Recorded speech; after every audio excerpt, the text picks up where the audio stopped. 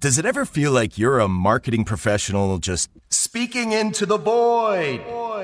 Well, with LinkedIn ads, you can know you're reaching the right decision makers. You can even target buyers by job title, industry, company, seniority, skills. Wait, did I say job title yet? Get started today and see how you can avoid the void and reach the right buyers with LinkedIn ads. We'll even give you a $100 credit on your next campaign. Get started at linkedin.com/results. Terms and conditions apply. So good, so good, so good. New markdowns up to 70% off are at Nordstrom Rack stores now. And that means thousands of can't-miss deals just in time for summer. The denim section is unreal. Why do I rack? All the dresses. I always find something amazing. Plus, buy it online and pick it up in-store the same day for free. Great brands, great prices. That's why you rack.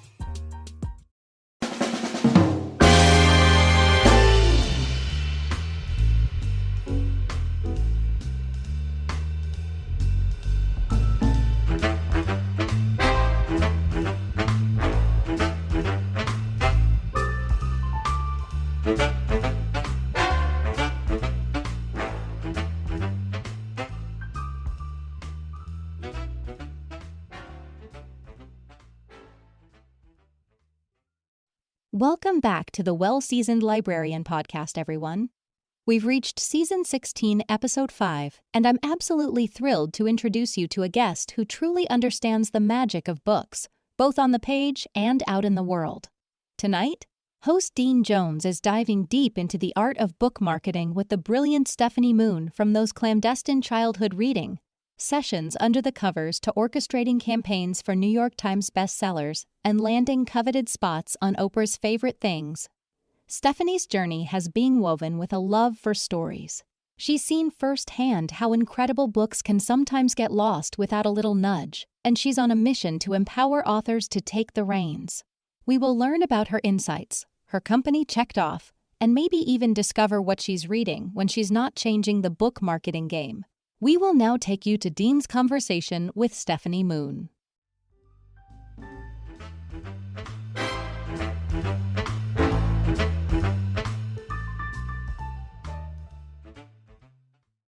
Welcome to the podcast. I'm speaking with Stephanie Moon from Steph Moon Company. Stephanie, welcome to the podcast. Hi, Dean. Thanks for having me. Stephanie, can we talk a little bit about where you're from and where you live now? Yeah, so I grew up in the Bay Area, in San Francisco, actually, and I am back here, and I love it. And it's also really interesting, I think, having worked in publishing, with so much of publishing being on the East Coast, San Francisco does have its own little growing publishing community, which I love. How did you choose to work in your chosen career field? Yeah. So I loved books as a kid, always reading. Read in the car, read at breakfast, begged to go to the library. So I loved books. And then when I graduated from college, I studied communications. Being in the Bay Area, there were a lot of tech jobs available, but I couldn't wrap my mind around working for like Google. Like, I work for a search engine. Like, what is that? How do you market that? What do you do? And I loved the tangibility of books and what it can do for people. And so that's how I started. And then I've been lucky enough to work in publishing companies since then. So I feel very fortunate since I've gone to work with things and people that I've loved. From your bio, it says you were a flashlight under the covers reader, like many of us. Yes. What books from your childhood truly sparked your imagination and got you to get a love of books? Oh my gosh. So many. Under the covers, I was probably reading like Babysitter's Club, American Girls. I read a lot of also like Sweet Valley Twins, Boxcar Children. Just all of those stories were so eye-opening because they were so just different than my own life. And that's what I really liked to read, just about other people's lives, what they were doing, what was their struggle, and then how they overcame that. So you work on the inside of publishing and you empower authors directly. You've seen the book world from many multiple angles. What's the biggest misconception authors have about book marketing that you see again and again? I think that when they're going the traditional route, that they think their publisher is going to do all the marketing. Um, and that's part of why I started my company, because when I was working at different houses, authors, by the time I worked with them, it would be between 3 and 9 months before their book came out. And sometimes they wouldn't have any questions, sometimes they would, but they just didn't really know what they should be doing to market their book. And I wanted to help them with that, because they just were like, after their book came out, a month later, they would say, Stephanie, like, why is no one talking about my book? And I'm like, well, because no one knows you have a book. If you haven't done Yeah. that work of like telling people I wrote this book, not many people are going to know, that's why authors need to do marketing, basically. Can we talk about the Oprah's favorite things list? Oh my gosh. Yeah, so she still does it now, but it's kind of different since her magazine is not like a monthly magazine anymore. But when that Right. happened, it was a monthly magazine. And the holiday favorites thing is like super coveted because you can just sell so much product. Like I found out, I think it was in June or July, that we were gonna get the spot, right? But before we could Mhm. sign and say we got it, we had to do a bunch of work. We had to like guarantee that we had this much product available, that they could be in these retailers, that we would save this stuff, that we would, do all of this. There was like a lot of contractual work on the back end that nobody sees, but that you have to do before you can actually be named for her holiday favorite things, right? And it was amazing what she Yeah. did. And I think this was the first year she actually partnered with Amazon, and our product was featured in one of the videos that she, made for Amazon. And so it was amazing because it sold literally so many units, right? And it was like a very Yeah. small, like gift product, gift book type of thing. So it wasn't like a $50 cookbook or anything. So also keep that in mind. Right. But those types of things, like Oprah's favorite things, New York Times bestseller, that takes a lot of planning and strategy from your publisher as well. Like it takes a good product, right? But also planning and strategy. It doesn't just happen. Yeah. You bridge the gap between authors and the marketing world. If you could give authors one piece of insider marketing advice that publishers don't often give them, what would it be? That's such a good question. I think it's to really build your platform, really know your audience, because as a publisher, they publish so many different things. They can publish kids books, they can publish cookbooks, they can publish romance novels. And even though that publisher has like a bigger following maybe than you as an author, you don't know why that consumer is following them. Maybe that consumer is following them for that romance aspect, but you as a cookbook author, everybody following you wants to learn more about your cooking. And so it's kind of that really knowing your audience helps you market to them better. And also you can help your publisher can help you more if you know exactly who you're talking to. One of the products on your website, stephmoon.com, is checked off, and it focuses on creating weekly marketing routine for authors. What's one small actionable step that authors can take today to start building that routine? Oh my gosh, just starting. Because, when I talk to authors, it's like marketing is a muscle, and marketing also gets easier once you've built momentum, right? And how you Yeah. do that is by actually just starting. Nobody's first post or first Substack or first anything is going to be that great, right? Or I mean, unless you're the 1 in Yeah. 10 million that has your first post go viral, right? It's more that once you start getting used to creating content, talking about how your cookbook is different than others, or what's your special perspective on this one type of cooking. Once you start doing it more, you'll hone in, and it'll be easier for you, and it'll be clearer for your audience. And that just takes time, right? So it's just starting, because you just need to like do something a lot of times before you can get good at it. Yeah. Yeah. You have some wonderful products on your website, and I'll let you talk about them a little bit. I want to just mention some of the titles because I think many of our listeners will be very excited by them.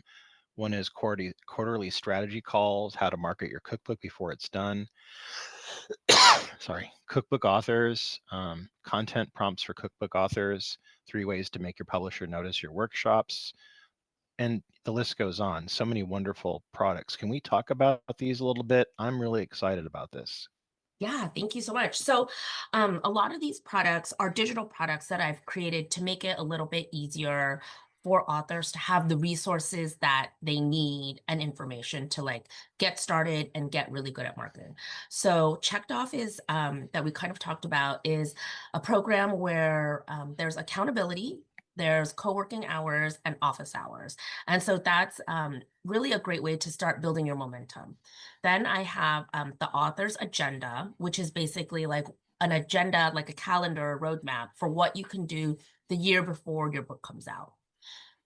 Then I also have the author's atlas, which teaches you as an author how to bring your reader and your community on the journey of once they have discovered you to knowing you, liking you, and trusting you, so they want to buy your book, right? So it's Yeah. showing you that like the type of content that you can create to build that relationship. And then I also have calls, like quarterly calls that we can have together. I have content prompts.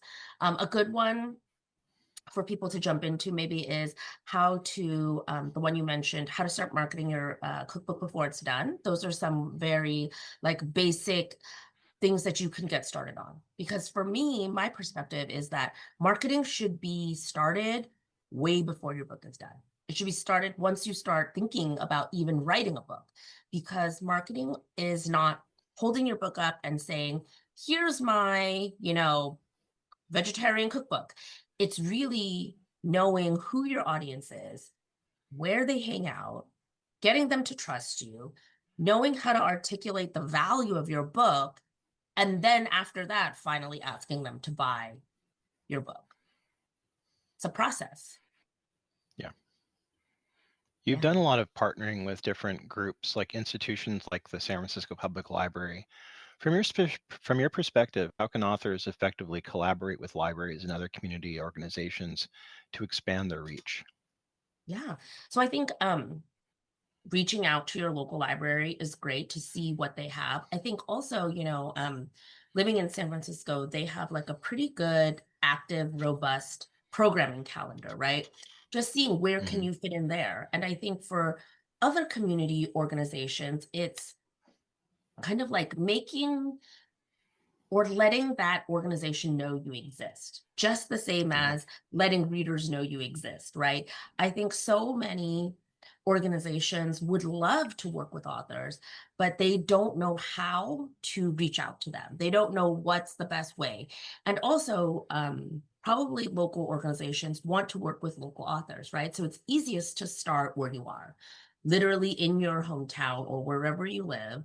You know, that's that's probably like the easiest way to just start building that community in person. If you were to describe your ideal client, what are 3 qualities they possess that make their collaboration with you truly thrive? One, I think they are really willing to do the work. They're willing and ready, because a lot of times marketing makes you feel really uncomfortable, right? It pushes you a little bit out of your comfort zone. Yeah. Two, I think a lot of people, a lot of authors that I've had a lot of success with have already had a book, or have tried to do marketing before, but then they're like, oh, this time I want to work with somebody who knows the process, because sometimes like when you don't really know about marketing, you don't know what you don't know, right? So you don't know what to ask, you don't know what to do. And so I love working with people who kind of, know a little bit, I guess, or are not afraid to ask questions. I think that's one thing. And then the third is that they're really passionate about their book, because as an author, you're like your best cheerleader, right? You're your best salesperson. And if you don't want to sell your book, like I have to say this to authors a lot, like if you don't want to talk about your book, no one is going to talk about your book. Like you are literally like the person who made this, right? And so you have to be truly like and authentically enthused because you're going to be talking about it a lot. I love that. The publishing landscape is constantly evolving, and there's so many things that change year to year, trends. What's one trend in book marketing that you've particularly excited about, or one that you think authors should be paying closer attention to right now? I think that, I mean, so in cookbook marketing, what's been really trendy is Substack. Having Oh, your own yeah. Substack, getting mentioned on other people's Substack, etc. I think that's really on that front really interesting on the digital front, since you can see or books that I've worked on, I can see that when a popular Substacker has mentioned somebody's book, I can see the lift in pre-orders. I can see, the lift in sales. But I think on a non-digital front, what I think is cool is I see more cookbook clubs happening, and I think that's really cool. I think that's one fun way to really get to know your audience. It's definitely on a smaller scale, like a cookbook club in person will be, 10, 20, I mean, maybe 30 people. That even feels like a lot. But then you really get to know them, right? And you can go to it. I've had authors attend virtually, and that feels so special. And I've definitely been seeing more of that lately. So I think that's also one thing that cookbook authors can kind of keep an eye out for. Beyond the professional, your weekends sound wonderful and very grounded. You do gardening, beach reading. How do these more analog activities influence your creative thinking and approach to marketing in the digital world? Oh, I love those things because it's not in front of a screen, right? As we're at on the weekdays, when I'm working, I'm usually in front of a screen. So being in the garden, being at the beach, those things are out in nature, breathing fresh air, not in front of a screen. And thing about gardening, I think what it has really taught me is that sometimes you just have to nurture something and just wait. And that's like exactly what marketing is like. When you garden, you literally throw a seed into the dirt and water it. It depends how long, it varies on how long it will take the seed to sprout and stuff. Sometimes it will and sometimes it won't. And then even if it doesn't mean it's going to grow into a huge plant and flower. You just have to take care of it, right? You have to kind of have keep the faith basically. And that's a lot of what marketing is, right? You have to put yourself out there like a little bit at a time. And some things will really resonate with your audience and then some things won't. But you have to be okay, like doing the work continually. There's a lot of, if you Google book marketing, or if you look online, there's all this stuff flooding Instagram and Facebook now, and all these people who are more than happy to take your money. What are some of the things that you see that people are kind of getting hit with the kind of fire hose right now, as far as what to choose with book marketing? Are there any simple strategies or things they can look at that might help their work? So I agree. In the past, like 3 to 5 years, there's been such a boom, basically, of like book marketing people, vanity publishing places, and all types of kind of services that are trying to service authors. And I think just sometimes, I think what the people are providing is like too good to be true. Like um, I think be careful, I guess, of what they're promising, I think. And I also Yeah. think, why I think, for instance, or why I offer office hours and checked off my program is basically because people when people are giving advice, you don't know where they're coming from. You don't know what their experience is. You don't know if they've actually published a book, if they've worked on books, or if they just are doing this because they see tons of authors that like need help. And so there's no context there to me. Yeah. And so I think just before you follow or buy somebody's product or, buy their service, just kind of ask them about their background. Like, what have they done? Who have they worked with? Where have they worked? I think just kind of doing a little bit of legwork, because I have also heard many, many stories of people who have spent a lot of money getting services that did not produce anything close to what they had promised. And it was like a lot of money, and it breaks my heart because it's like they were basically sold something that would like not be possible at all. Yeah. I mean, I've seen it a lot. I've worked in bookstores and I've had people bring in a box of their own books that they published. And they're like, I Yeah. spent $3,000 I have a garage full of these books. Can you put them in your bookstore? And I'm like, no. And pretty much And the same thing with libraries. It doesn't really work that way. Do you work with people that are self-published or do hybrid publishing? I do. And I will also say $3,000 now is like so low. I feel like a lot of people that I've talked to are spending like for self-publishing 10, 20, $30,000 on whatever service, right? And Oh my God. I mean, and this is like this is definitely not to like badmouth anybody, because I don't even know which Right. vanity publisher it was, but a person was like, "Oh, can you be on a call with me with the publisher for our marketing call?" And it was basically a call, and I ended up not doing it because I was like, "Well, I don't know if that's like the right thing, basically, or if that's like appropriate." And so then afterwards, they came back to me and told me what their call was like. And they basically said like the call was just like reviewing a worksheet or like a handout that they also shared with me that was pretty basic, but also not that helpful for somebody who has never marketed before. Yeah. Right. It's it made me, they paid extra for this marketing call when it was really just somebody reading a sheet to them, basically, and they couldn't get any answers to the questions. Ugh, Yeah, that's depressing. I know. It's so hard for me to hear. And the other thing I think to be wary of, especially, is agencies that just want to like run online ads for you, because I think it does. Yeah. I think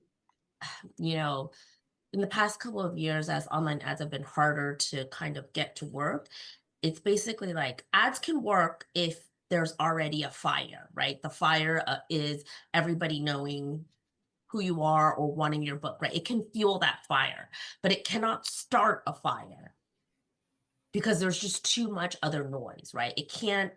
It's very hard to create awareness through an ad, basically. Yeah.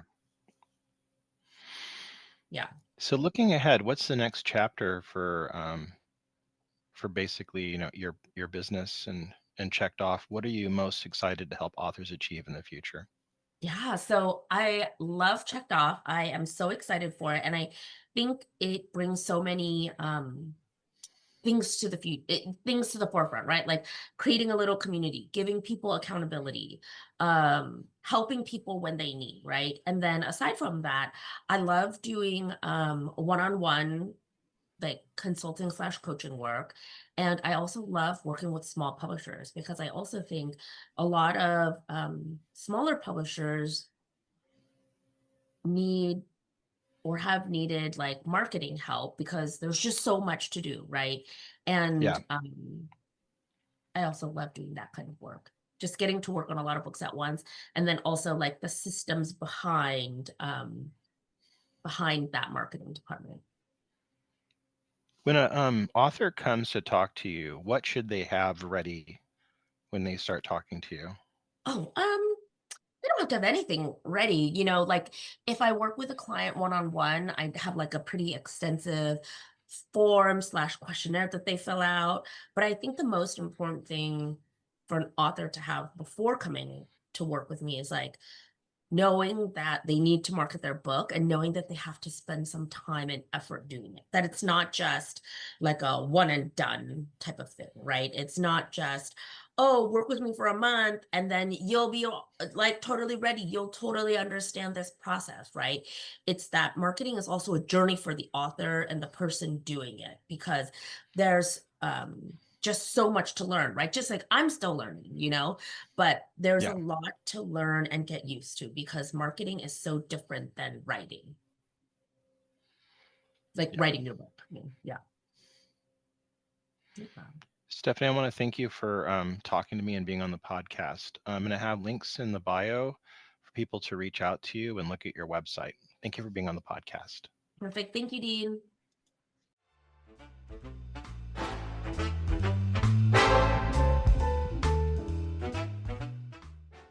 And that brings us to the close of another insightful episode of the Well Seasoned Librarian Podcast.